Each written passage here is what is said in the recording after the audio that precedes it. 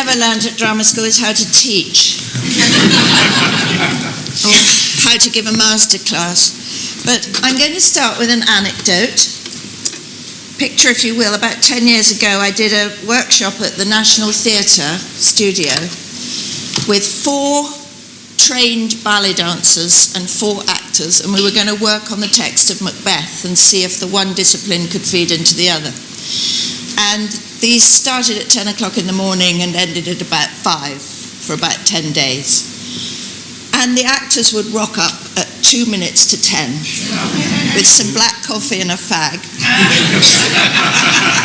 and watch these dancers who had their legs over their heads and were training at the bar and bending over backwards and doing somersaults, and they'd been there since 8 o'clock. And I thought, this is the huge difference between our 2 disciplines, is that they know they've got to train every day. And we feel, oh, come on, as long as I'm there in my presence and my imagination and my mind are open, give me anything and I'll do it. There is a certain amount of truth in that, but not enough. So thank you, any non-actors, for supporting the Actors Centre, and thank you, all the actors here, who have recognised that a career in acting needs constant inquiry and brushing up of our skills throughout our careers. I've got a constant interruption on my iPad, which is really annoying. Anyway, like everything else in our sector, training is considered a charity, as an extra, with no recognition of how essential it is to keep our skills and our art in trim so that we can go out there and earn our international reputation and create revenue for our country. An actor can be thrown into the deep end of a big TV series or film very early in their career just because their face fits, and they're then left to swim. And they're the lucky ones, or are they? There is a danger that very early success can lead a young actor to think, that's all done. I've trained, I'm cooked, I'm ready to go. I see no need to learn anymore. Okay, you may get your big break, but then what? A 2 to 3 year drama training or some experience in a couple of plays or tellies is not enough to sustain you or prepare you for a long and rich lifetime's career. It sort of reminds me of those cartoon characters who are running past the edge of the cliff and they keep running and then suddenly realize there's no more road underneath them and they fall into the chasm. You need enough road to keep you going throughout your career. We learn by doing, famously, and in our profession there's too much time not doing it. And you can't do it in front of your bathroom mirror, you have to learn how to communicate. And when we're out of work or between jobs, the Actors Centre reminds us, I'm an actor, I'm not a barista, I'm not an usher, I'm not a temp in an office, I'm an actor. It reminds us that we have a talent, we do belong in the industry, even if it hasn't invited us to join very recently. And the Actors Centre provides classes, company, and new influences. It's vital. It's an old moan, but a true one, that we no longer have a repertory system where you could put into practice everything you'd learned at drama school. You could test out what you'd learnt there in front of an audience in a different role every 4 weeks or so. And the absence of that system makes the Actors Centre all the more necessary. It is for those who recognise that they never stop learning and they want to continue. As I say, I've never learnt how to give a class, but I don't know what questions are going to arise this afternoon, and I don't know that I'm going to be able to supply any answers. So I hope you're feeling like I am, that this is quite a cosy experiment among friends. We're going to look at verse speaking, and this can be in a poem or a speech in a verse play. Many young actors would say, oh, verse speaking, not for me, no, thank you. They're frightened of verse speaking, they don't see the point. And, you know, you can have a career without ever going there. Of course you can. But I think that people these lovely friends who've actually volunteered, and I've talked to them backstage, and they actually love poetry, they love this kind of work, and that's why they're here. There's always, every generation is going to have people who choose that element in the profession. And I wonder, I always ask myself, why are people frightened of verse? Why was I frightened of verse? It was because in the sort of post-film era, naturalism is the criterion for what is truthful and believable. And we watch a lot of films and we say, God, that's so, it's almost as though they're not acting. And that's kind of one of the sort of aspirations we have, to act as though we're not acting. But then there's such a wide panoply of things you can do as an actor, and different communications and different reaches, and we love reaching into the minds of poets, be it Shakespeare or later, who can do with a line 3 or 4 different things, not just one. So it's no good to say, well, I wouldn't speak like that, or, I know what that's like. I felt that too, but then I got a taste of how your sense of what I would do or say can expand and surprise you, because we're not there just to express ourselves. We're there to make communications with other characters that might be something that an audience member can really relate to. And so many other things, so many other bigger, wider journeys we could go on if we give in to this not knowing, this speculation, this who might I be that I don't know that I already am. And once you've got the bug for what I call acting through language rather than verse speaking, you just want more. Because prose can convey facts, it can convey arguments, it can convey instructions, but poetry aims at a deeper understanding. It isn't obscure for the sake of being obscure, but in recognition that there are feelings, insights, and physical sensations that can be accessed by words, but never totally described by words. And that the journey of trying to unravel an obscure meaning or an elusive metaphor expands us and deepens us. You may have heard people say that Shakespeare doesn't have any subtext, and I think that's because the sort of rhythmic engine of his plays and his speeches doesn't allow you to stop to think. It doesn't allow you've got to do the thinking beforehand and through it and on it, and you can't sort of go to be or not to be, sleep.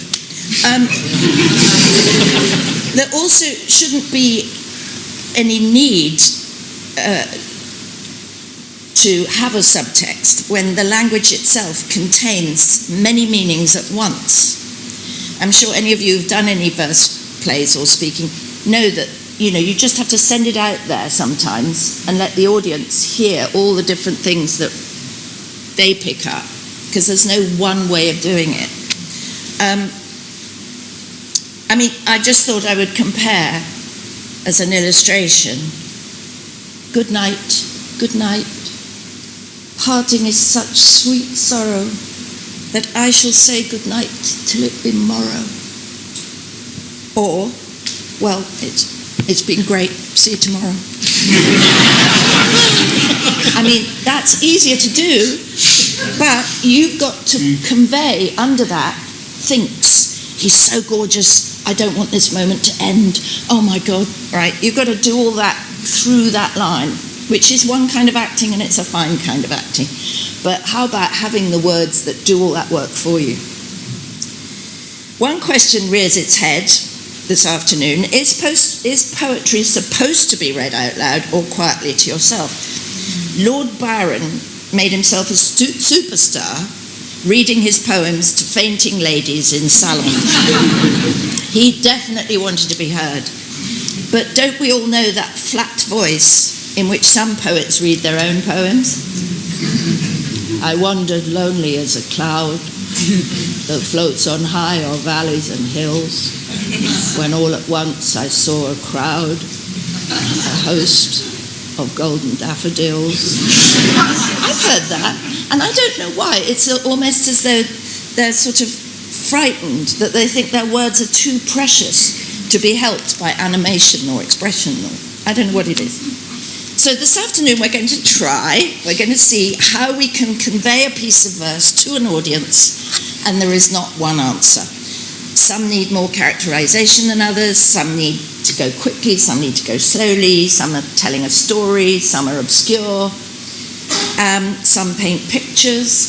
So we're going to decide which is which when we perform these, and we're going to build from there. And I'm now going to open up to our volunteers, who I was going to call brave, but actually I don't think they need to be brave. I think you're all very kind, and we're just going to explore together. Yeah.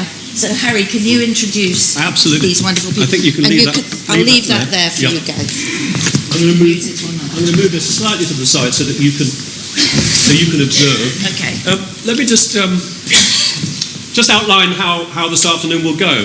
So our three lovely actors, they're not contestants. This is not a game show. You can't lose, and you've already won. So this is exactly what we're doing in these lovely rooms in this building since 2 weeks now. Classes in verse speaking, classes in voice production, classes in dialects, classes in movement, classes in improv, etc. It's just part of the great range. Drama schools always used to teach verse as an absolute staple. I'm afraid that's almost completely gone now. My old mum was a verse teacher. Actually, she taught Timon Callow's verse at Drama Centre. But verse speaking nowadays, as part of the curriculum for actors, is not so much. But of course, among other writers that we work with, Shakespeare, the great prototype, is first and foremost and fundamentally a poet. So we're always working with verse. We're never not working with structure, with rhythm. And what is a poem? It's a form of music, a form of prayer, a magic spell, a kind of alchemy. It's something essential, and it's not quite the same as natural speech and so on. So what we're going to do is work. Harriet will work with these lovely people one by one, maybe 10-15 minutes each, and that will be part one of our afternoon. Then we'll have an interval, cup of tea, and in the second part of our afternoon, Harriet and I will talk a bit more about her life and career, but also we're going to hear there's one person in this room who is an actual live working poet, Dame Harriet. So, yes. I say that partly to remind myself to tell you that she's selling books outside afterwards.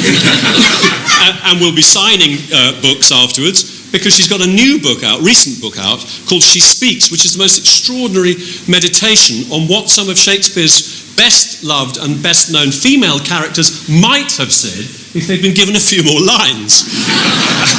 But Harriet's written those poems, and they really are very, very special and very beautiful. So we actually have a real-life working poet with us.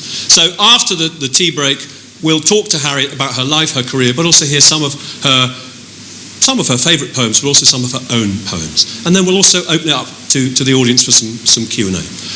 So it's now a great, great pleasure for me to introduce to you by name. They'll get up one by one, but let me introduce our three Actors Centre members who threw their names into the pot, and these are the names that came out of 25 or so applicants. So we've got Liv Hodder,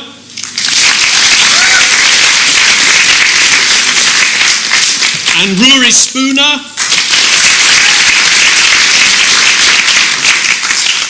and last but not least, Sabrena Osei-Tutu.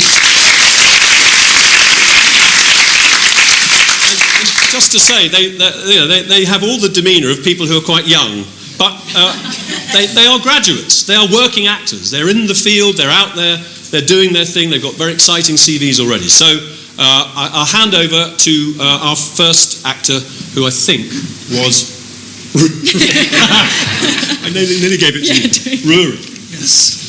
So what are you going to give us, Ruari? I will be reading or performing Sonnet 29 by Shakespeare. Yeah. Brilliant. Shall I go for it and then we can workshop it after?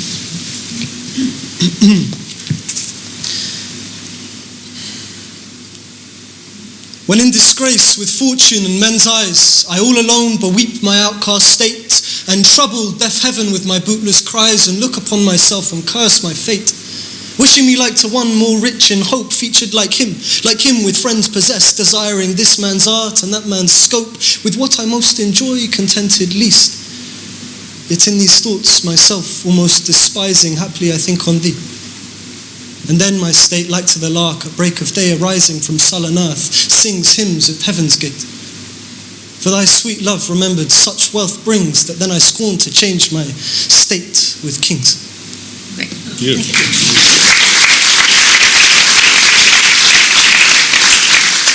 I did tell these three to be bad because I'd then have something to say. But I knew they wouldn't obey me. That was perfectly lovely in so many ways. I would say not everybody would pick all the meaning up at that pace. Now, the great thing about pace is that the arc of something gets established very, we get the arc of a meaning. If you break it up too much, we lose the arc. If it's too slow, we lose the arc. But if it's too quick, it becomes less thought through, it becomes less personal, because it gives a sort of feeling that you've thought the whole thing through and there you are. Whereas what Shakespeare does with a sonnet is he establishes an argument, develops an argument, counters the argument, and then answers himself. It's a kind of pattern of thought. And so you need to work your way through in a slightly slower way, sure. I think. I loved hearing it like that, but that's because I know it. But I think if other people don't know it, they're going to miss things like the metaphors of the lark arising. Sure. Do you know what I mean? Yeah. So try doing it where you're picking up more deaf heaven. And I'm going to leave it to you to Sure. just take yourself through the argument slower. Yeah. You might want to read it in order to pick out, even though I know you know it by heart. Sometimes when you commit something to heart, you kind of, I find, I can go through a run and sort of, I've got into a pattern of thinking. And then sometimes I go back to my script, like even if I've been running for a month or two, and I'll see something just because the written word, seeing the written word can give you new impulses. Sure, yeah. Yeah? So just do it one more time. When in disgrace with fortune and men's eyes, I all alone beweep my outcast state and trouble deaf heaven with my bootless cries and look upon myself and curse my fate, wishing me like to one more rich in hope, featured like him with friends possessed, desiring this man's art and that man's scope with what I most enjoy contented least. Yet in these thoughts myself almost despising, haply I think on thee. And then my state, like to the lark at break of day arising from sullen earth, sings hymns at heaven's gate. For thy sweet love remembered such wealth brings, but then I scorn to change my state with kings. I think that was better. Really, I do. It's great. You've got a great gift anyway, I think. So I think it's going to be beautiful anyway. And I just think that there are things you can break down even more, where you can decide, because his sonnets are very personal speeches that every one of us would sort of bring something different to it. So I question myself, when he makes the change from thinking, I'm a wretched, complete, miserable person, to, but then I think of thee. You can either have that thought within the poem, which you did. I thought you sort of lightened up when you thought about it. But you can also decide that I'm writing this from a place where I'm already there, and I'm sort of mocking my own self-indulgence. Yeah, sure. Do you know what I mean? Yes. You can take there are so many interpretations you could choose to make. Yeah. So I'm just suggesting that as a thought. Sure, okay.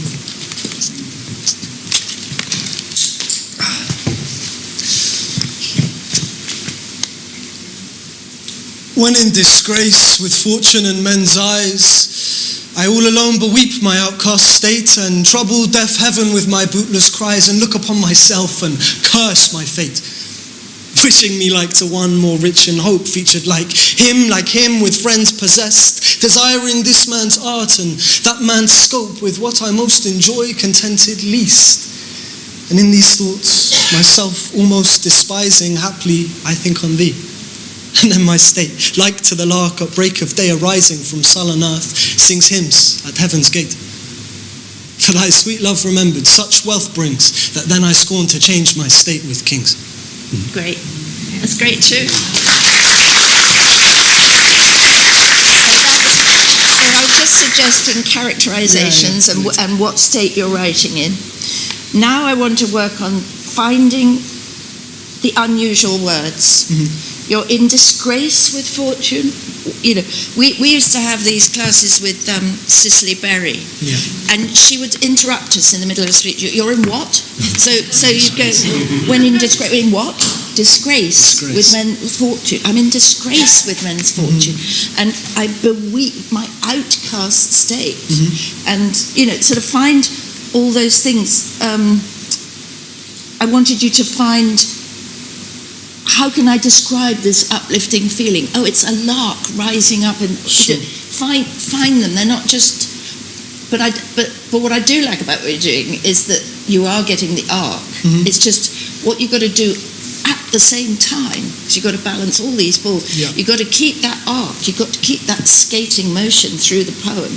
But you've also got to pick each image up and take it along with you. So that's the fun, I like to say, and the difficulty. Okay.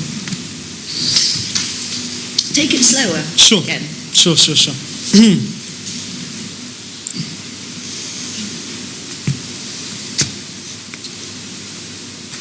When in disgrace with fortune and men's eyes, I all alone beweep my outcast state and trouble deaf heaven with my bootless cries, and look upon myself and curse my fate, wishing me like to one more rich in hope, featured like him with friends possessed, desiring this man's art and that man's scope, with what I most enjoy, contented least. Yet in these thoughts myself almost despising, haply I think on thee. And then my state, like to the lark at break of day arising from sullen earth, sings hymns at heaven's gate. For thy sweet love remembered, such wealth brings that then I scorn to change my state with kings.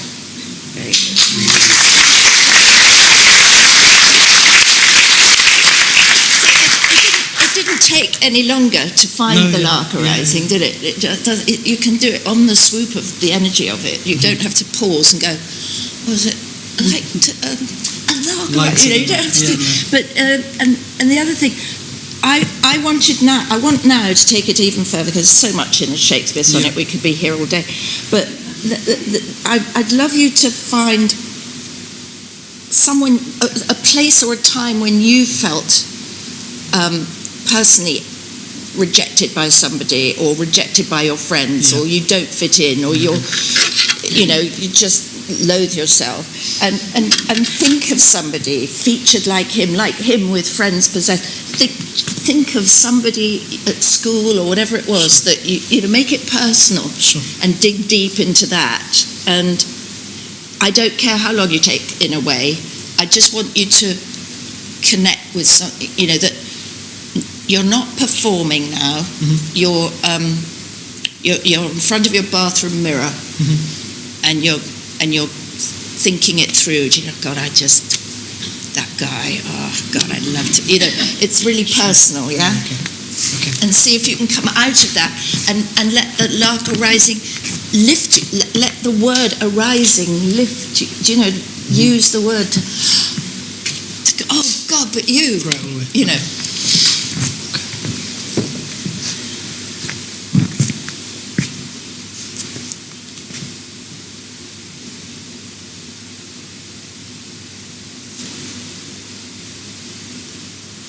When in disgrace with fortune and men's eyes, I all alone beweep my outcast state and trouble deaf heaven with my bootless cries, and look upon myself and curse my fate, wishing me like to one more rich in hope, featured like him with friends possessed, desiring this man's art and that man's scope, with what I most enjoy, contented least. Yet in these thoughts myself almost despising, haply I think on thee.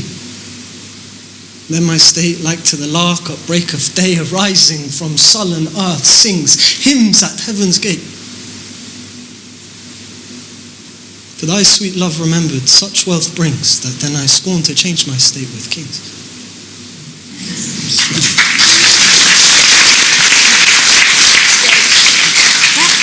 That felt beautiful. So again, I'm going to press on with the idea of taking it slower. Okay.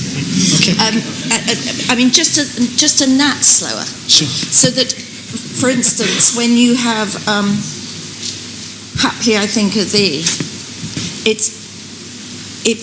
we need to hear that your mind has gone somewhere else. Yeah. And you take us with you on that journey. So,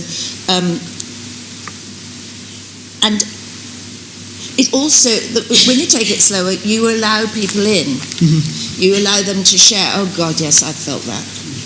Featured like him with friends possessed. Mm-hmm. And I'm doing that, which is a bad thing, which I was going to say, you don't need your hands in the way. I mean, it's great. What that designates is that you're passionate, you're out of control. Yeah, sure. Yeah, but let's try to minimize that. Yeah. Because the words do so much work for you. Sure. And you can get that energy in your body, in your voice, rather than in your limbs. Mm-hmm. I'm not saying forbid it, I'm just saying be minimalist with it. Yeah. So just slower and track us through, take Sure. us through.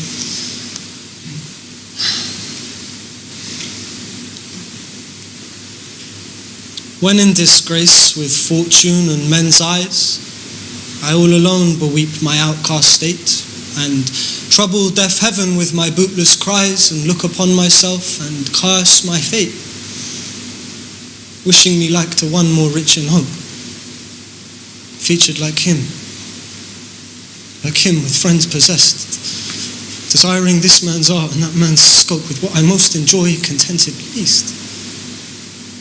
Yet in these thoughts myself, almost despising, haply I think on thee. And then my state, like to the lark at break of day arising from sullen earth, sings hymns at heaven's gate. For thy sweet love remembered, such wealth brings, that then I scorn to change my state with kings. Lovely.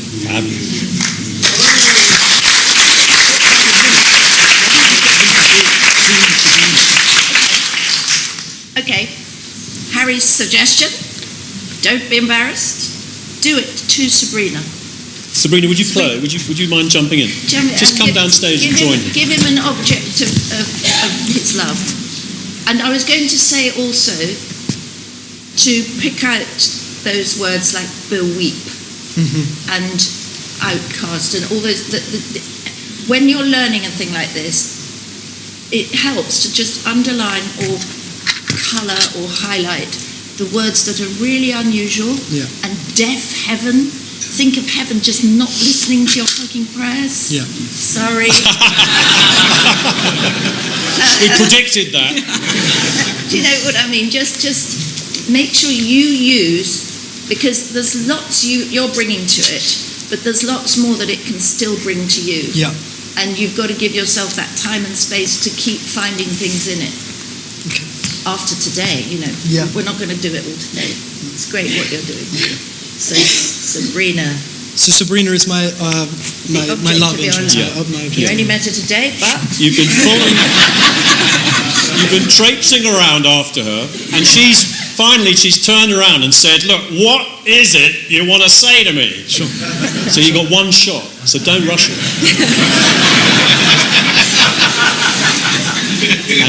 and connect with her eyes.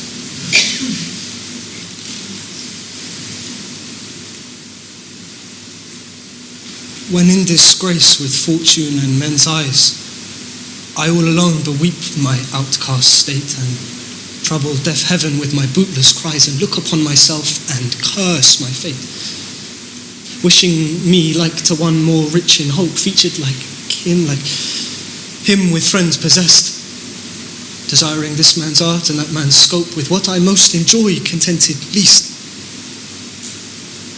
It's in these thoughts myself, almost despising, haply I think on thee. And then my state, like to the lark at break of day arising from sullen earth, sings hymns at heaven's gate. For thy sweet love remembered such wealth brings, that then I scorn to change my state with kings.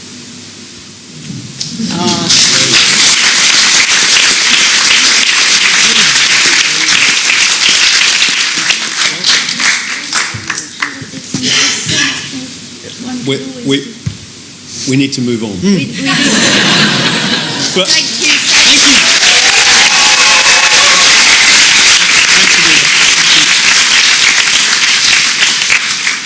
move on with great reluctance because what a wonderful thing to begin with, a sonnet that has so much structure but is so intimate and all that.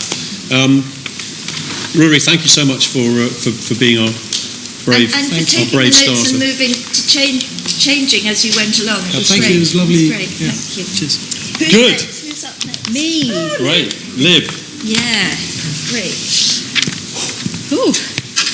So what are you, I feel like one of those auditions. What are you giving for us? Today I'm going to read This Morning I Watched the Deer by Mary Oliver.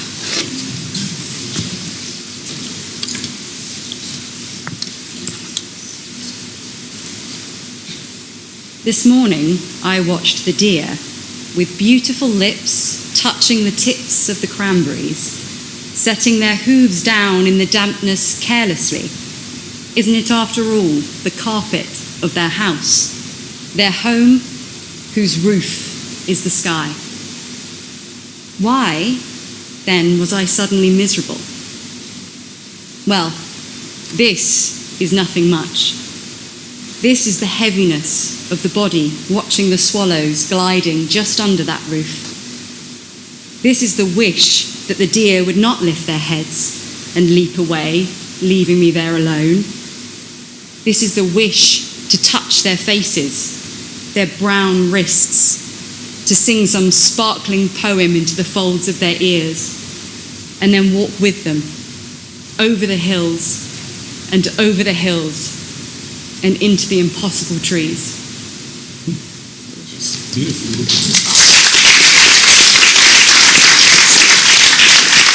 Again, I haven't got much to say. It's too. You take a good pace. I always think pace is so important with a poem because you've got to leave it hanging for the audience to go. It's like when you're reading poetry. I don't know about you guys, but you often sort of have to go back over it at least once. You have to read a line at least twice before you absolutely absorb it. And when you're performing poetry, you've got to do that. You've got to help that work happen for the audience. You've got to give them time to see an image, think a thought, follow you through. And that's really what's difficult, is that if you allow too much time, it sags. And if you don't allow enough time, you lose them. So with this, which is fairly straightforward, but I would say you could take more of an attitude, more of a personal... I mean, you had an attitude, but maybe try another one, which is... Well, what I mean is, I can't interfere with what you thought you were thinking, but if you were to say this poem in your own words, do you know it well enough to say... to sort of, what's the word, paraphrase it? Yeah, I think so. So to paraphrase it to me, and we're having a cup of tea, and you are old friends, and you're telling me this thought, this experience you had as you walked in the woods today. Okay. This morning in Norwood Country Park, I looked out and I saw 3 deer, and they were sneakily eating some cranberries off the bushes, and they were setting their feet down as if they weren't worried about the dampness or the cold at all, but it's their house, so that makes sense. And I felt so desperately sad. I couldn't believe it, because I felt so separate, and I wanted to be part of it. I wanted to be part of nature. I wanted to hold it. But it's okay that I felt miserable because I was experiencing such beauty. But maybe I could have just followed them somewhere. Have another cup of tea.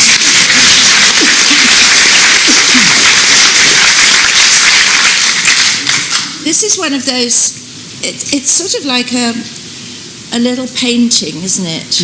Or it's like a little short movie or something, where I think the things that you can bring out are why it's written in poetic words and not, although you said that very beautifully, it wasn't poetry as such. And where you get things like lips and tips, and I know they're sort of, there are all sorts of arguments about poetry, and I'm not even going to get into them, because there are sort of poetry snobs out there who talk about, you shouldn't rhyme, or you shouldn't cross rhyme, or you shouldn't begin the sentence with a capital whatever. I mean, there are lots of rules out there that poets argue about. But when you're performing them, they're irrelevant. Okay. What really matters is to pick a word out without hammering it, but to hear it in your own head and enjoy it. What struck me when you read it, their brown wrists. I mean, when you think about does and, you think of ankles, but they're talking about wrists. So you sort of hear a word and you think, why did the poet put that word in there? Yeah. And if it's an unusual word and struck you as unusual when you read it, then you've got to sort of send that out there and not skate over it. What was that? Yeah. Why then was I suddenly miserable? Yeah.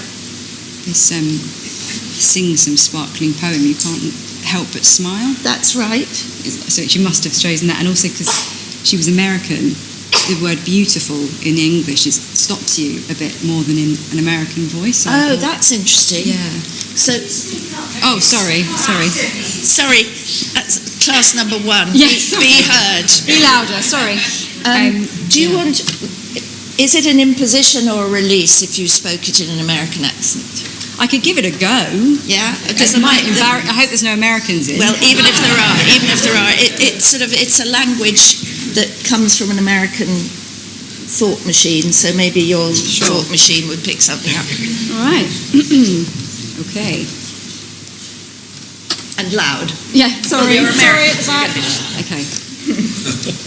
This morning, I watched the deer with beautiful lips touching the tips of the cranberries, setting their hooves down in the dampness carelessly.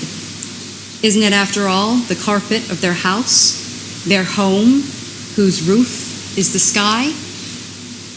Why, then, was I suddenly miserable? Well, this is nothing much. This is the heaviness of the body, watching the swallows gliding just under that roof. This is the wish that the deer would not lift their heads and leap away, leaving me there alone. This is the wish to touch their faces, their brown wrists, to sing some sparkling poem into the folds of their ears, then walk with them, over the hills and over the hills, and into the impossible trees.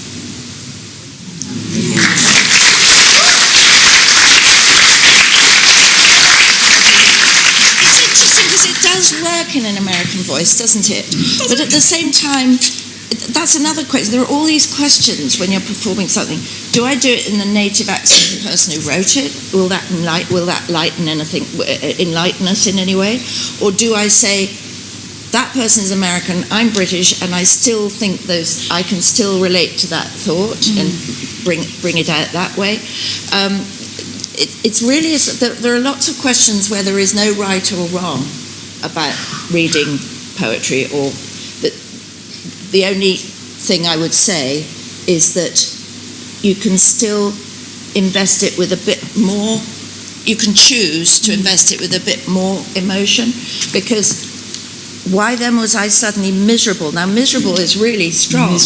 You're not just going, oh, what a pity I can't go with them. You're actually aching that you are an encumbered, heavy human being who can't fly, who can't swim in the river like a fish, who isn't part of it all. And you're going to whisper sparkling verses. That's all I've got. I'm a poet. I could do that. What good's that to a deer? Do you know? And it's that sort of way of thinking that you could interpret it that way.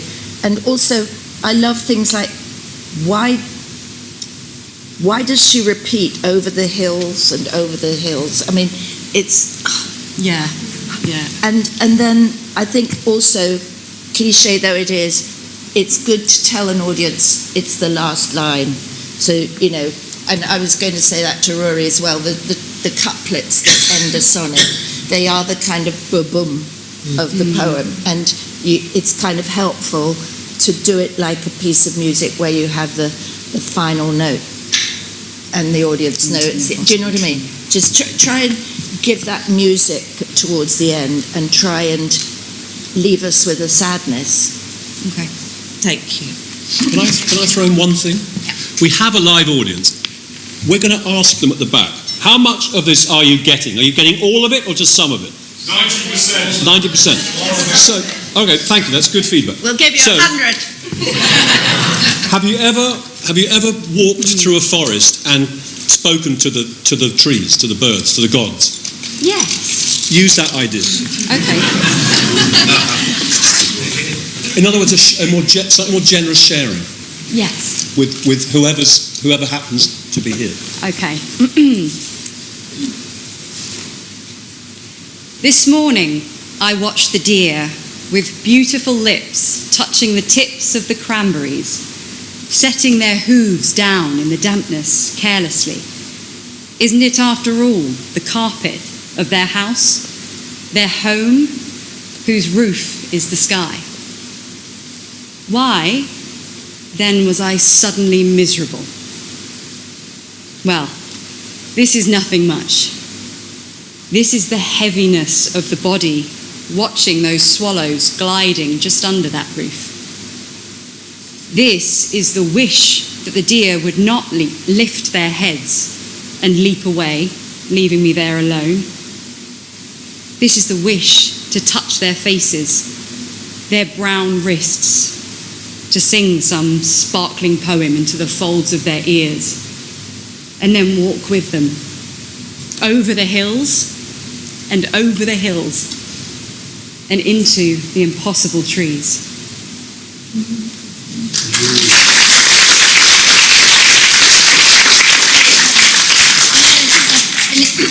I mean, you could really, just to free yourself up, as an experiment, do it like you're in a play and you're playing a part, and you've got all the emotional freedom and investment of communicating the longing. It's something about the longing of it. It's a hopeless. It's what's the last word? The impossible trees. I can. It's not going to work. I can't do it. This is an impossible wish. And just you're in the middle of a play and you're trying to. Maybe it's a monologue and a soliloquy to the audience, but you're in a play. You're in a story and you're a character with huge emotional investment in this situation. Just for an experiment. Yes. Go for it, or even think of it as an operatic aria, if you like. Okay. Don't be inhibited. Just I'm going to sit.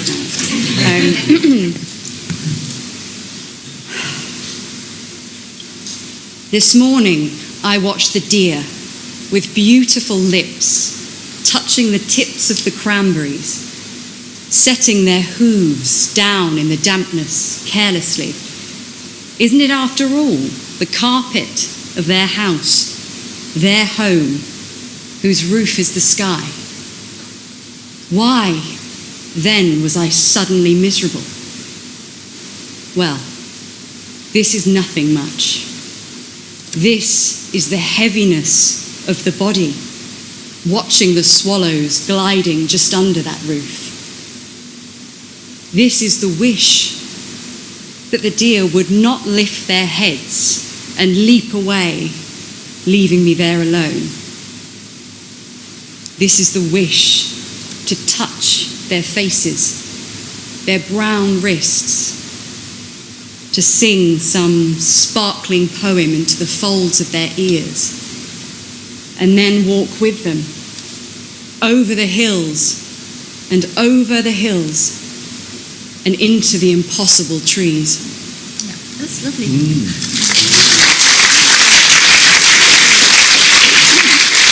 It just struck me there as well that you can use things like whose roof is the sky. They haven't, they've got nothing to impede them. The roof is the sky, and then you've got the echo. Why? Why rhymes with sky? So you go, the carpenter has a home whose roof is the sky. Why then was I miserable? Do you know what I mean? Yeah. You can use things like that if you're doing poetry. It's quite helpful. And then I still love this over the hills to the impossible trees. It's like it can't happen. Do you know what I mean? There are lots of choices you can make, is all that this is about, really. Lots of choices. And numero uno is being heard. Loud enough, and then sort of, sometimes you can feel the pace that an audience can listen at. And when you said there was, I loved it, but I thought you could tie up, where is it? I wish they wouldn't. What's it? Where's that? Leaving me there alone. Yeah. And the wish that you stress the wish, which is great because you've got wish, and then impossible. And I love the thought that you got. Wish that the deer would not lift their heads and leap away. It's like it's all one thing. Do you know what I mean? Because they're so quick that that's what deer do. Yeah, but I think, have you anything We've got time to do it once more. Yeah. I want to say, go back to Harriet's thing about being a character. That felt like the rehearsal. You've got one more go to actually find a kind of release for this character, to let all this pent-up yearning, is your word, let it out. Right. Really go for it, so that at the end, you look at us and go, it was too much, right? Cool. Okay? Right. And the clue is the vowel. We haven't mentioned vowel sounds yet because they're scary. Yeah. Why? Because they carry feeling. Yes. They carry the feeling, the yearning, the longing. Oh, for a muse of they take us out of safety. But this is your one chance to taste that and see what it's like to tear off the shackles and just fling yourself at that. What does she want? Freedom. There you go. Oh. Yeah, go on. Do a few more of those. Do 2 more of those. Go on.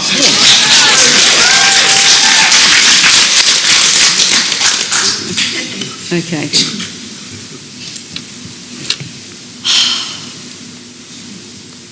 This morning, I watched the deer with beautiful lips, touching the tips of the cranberries, setting their hooves down in the dampness carelessly.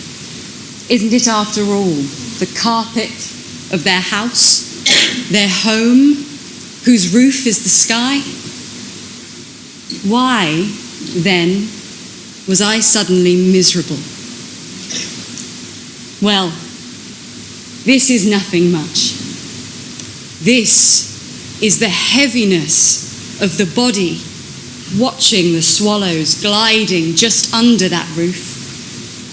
This is the wish that the deer would not lift their heads and leap away, leaving me there alone.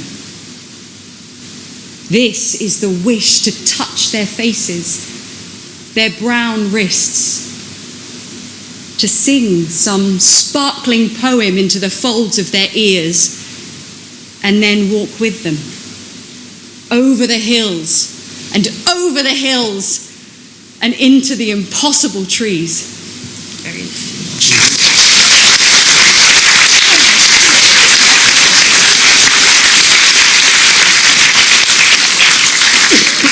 Thank you, Liv. It was beautiful. Thank you. Thank you. I know we have some voice teachers in the house today, and I can hear them saying, "Oh, let me at them, let me at them." But this is rehearsal, and it is, vowel sounds aren't necessarily an easy thing for a young actor to step into. They're exposing, they reveal more than perhaps we feel we're ready to. So thank you, Liv, for playing with us. And Sabrena, you're up.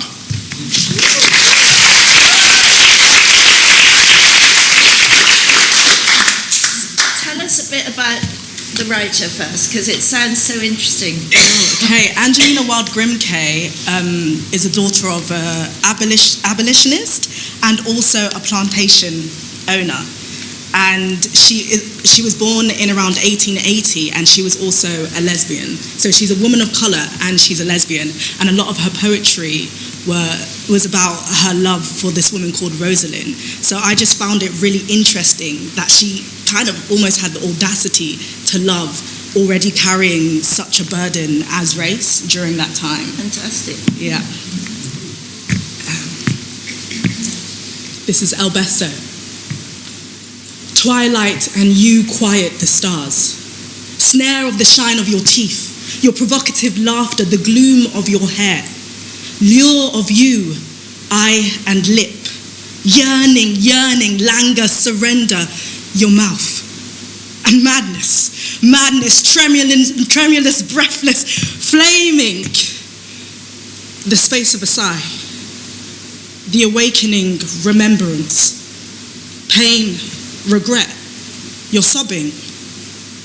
And again, quiet, the stars, twilight, and you.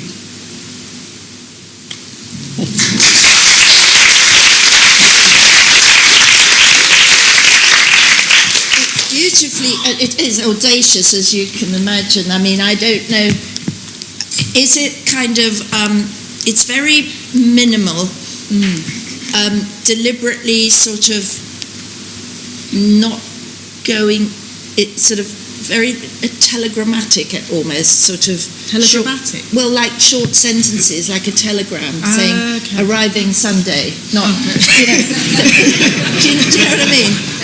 And that's possibly because there are lots of acting choices you can make about why it's written that way.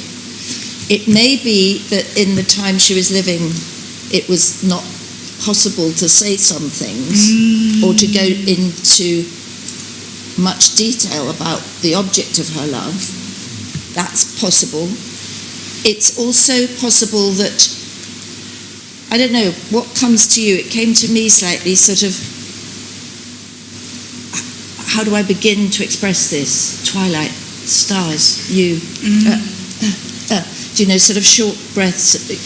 I don't want to impose a meaning, but you can find a reason why it's written in that style. And, you know, whether, again, you leave each sentence hanging for the audience to picture it and feel it. Okay, so she's curious about her love.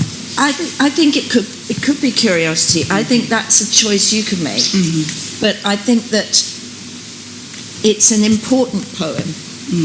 It matters. It's about great love, and it's about a memory or a moment that's going to be a memory. And that is so much what poetry is. It's a distillation of a huge emotion that can't express everything about what happened, but can be like a little door into something. So each of these are little tiny chinks of door that you're opening up. And for that, it's great that we got a dark auditorium, we can't really see you, it's just like, well, little openings that you're letting float out there. So perhaps try just sort of, because it's short, you can afford to take time, let each image rest out there before you go into the next one, and think it yourself and send it out there. Yeah. Twilight and you, quiet, the stars, snare of the shine of your teeth, your provocative laughter, the gloom of your hair, lure of you, eye and lip, yearning, languor, surrender, your mouth, tremulous, breathless, flaming, the space of a sigh, pain, regret, You're sobbing. And again, quiet, the stars, twilight, and you. I love that.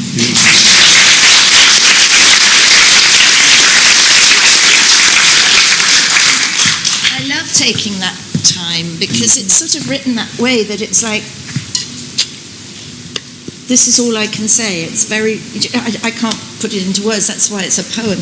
But it is that thing where you recognise that why the writer has written a certain way, and you use it and you don't sort of fight it. You say that's the way it's and let me hear it in here. You sort of play it inside your head. You get you Sabrena get your own private picture of what's going on, and you find something like, I still think the gloom of your hair. You could, that's another vowel, isn't it? The gloom of your hair. It's like it rhymes with room. It rhymes with, you could the lure of you, eye and lip, and then there is a story to be told, isn't there? There is. It's like night and day, because for me this was like twilight in the beginning, it's sunset, and then at the end it's the rising sun, and now the reality of the situation has set in. And the way it's spaced, in the beginning it's like twilight and you, quiet, the stars, and then it's just like quiet, the stars, twilight and you. So they're both they're all separate things. Yeah, that's brilliant. I hadn't seen that. That's brilliant. And the space of a sigh, is that one that you're making or is she making?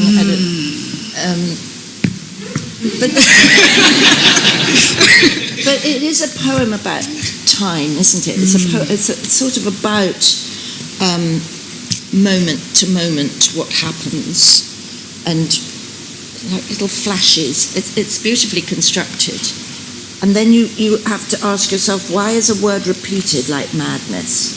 There are some words in poems that are incantations, and we love repetition. We love, that there's meaning in repetition, isn't there? There's kind of yearning, and madness.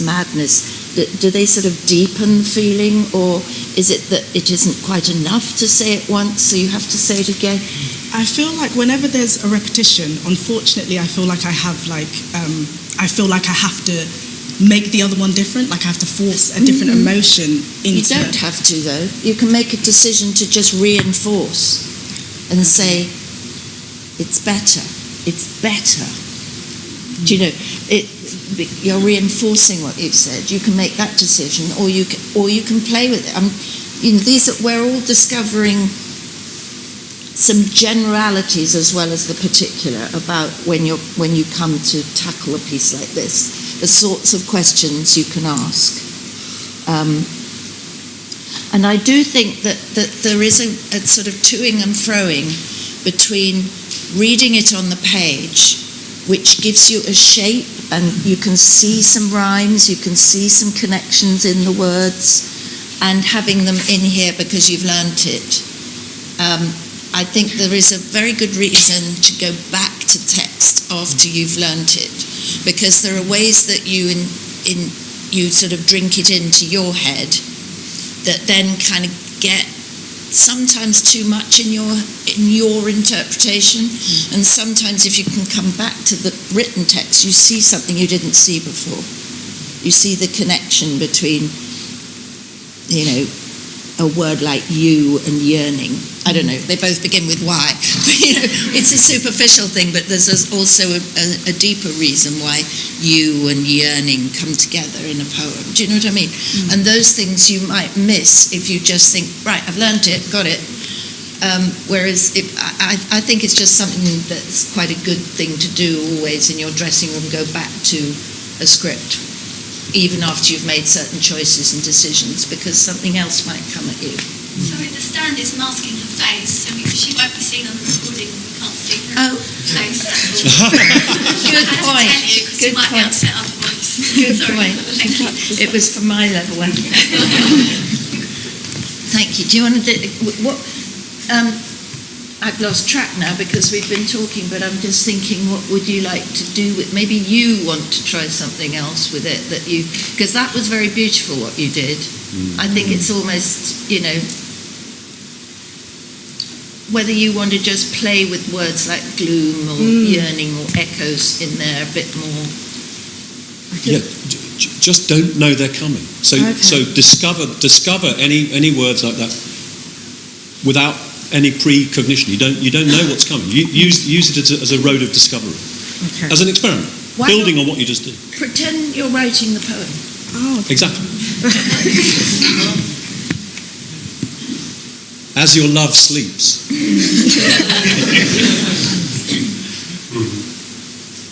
twilight, and you quiet the stars.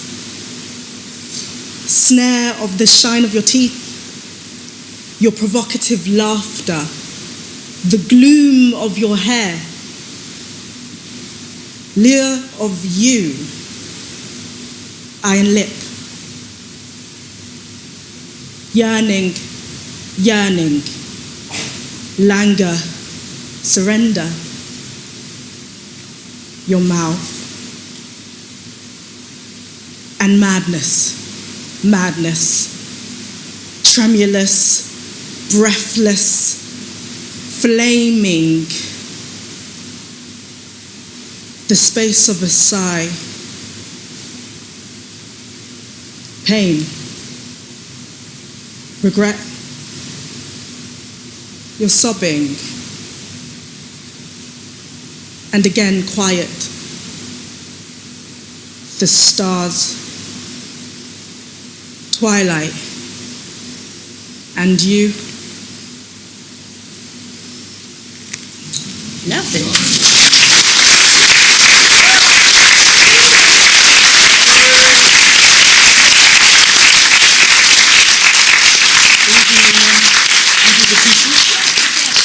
Wonderful. Fantastic work.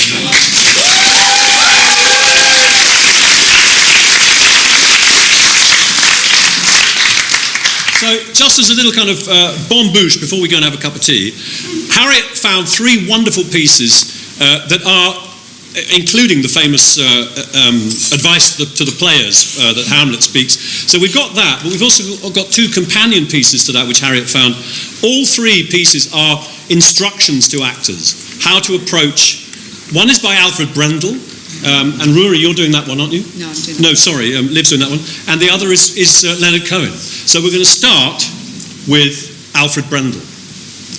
We should just read it from here. Just stand up Yeah. without the lectern. To an Actress and Myself by Alfred Brendel. Speak. Discover words and silence, sounds and silence. Organize, through sounds and silence, the flux of time. Jointly sing and speak, as in Mozart's operas. Give words and sounds a 3-dimensional ring. Extend yourself by playing roles. Serve the text, the work, the author, lovingly critical. Be wary the demons of contradiction, the sirens of willfulness, the spotlights, trained on the work from outside, hoping the language, the music, the aura might possess us, disclosing its essence from within. For pieces of music likewise offer roles. Turn into anyone and anything without turning away from yourself.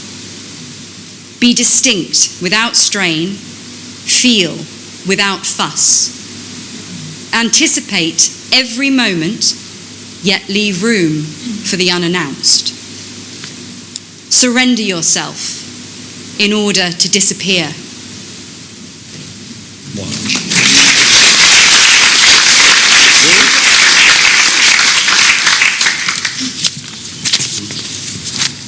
How to Speak Poetry by Leonard Cohen. Take the word butterfly. To use the word, it is not necessary to make the voice weigh less than an ounce or equip it with small, dusty wings. There is the word and there is the butterfly. It is not an opportunity for you to hover, soar, befriend flowers, symbolize beauty and frailty, or in any way impersonate a butterfly. Do not act out words. Never try to leave the floor when you talk about flying. Do not fix your burning eyes on me when you speak about love. You are among the people. Let the audience feel your love of privacy, even though there is no privacy. Be good whores. If you are worthy of gasps and sighs, it will not be from your appreciation of the event, but from theirs. It will be in the quiet organization of your presence.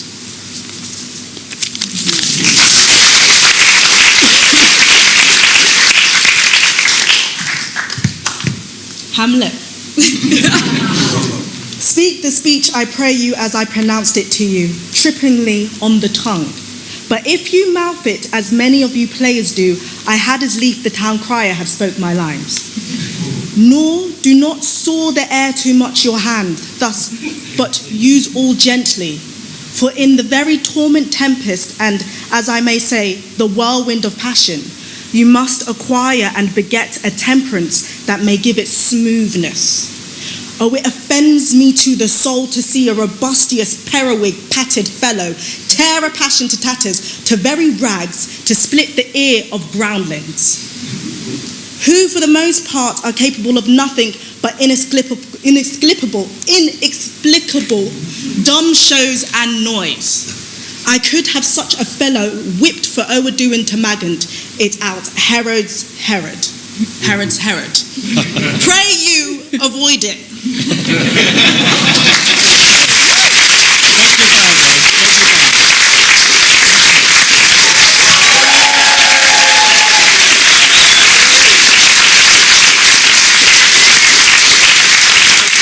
Let's go.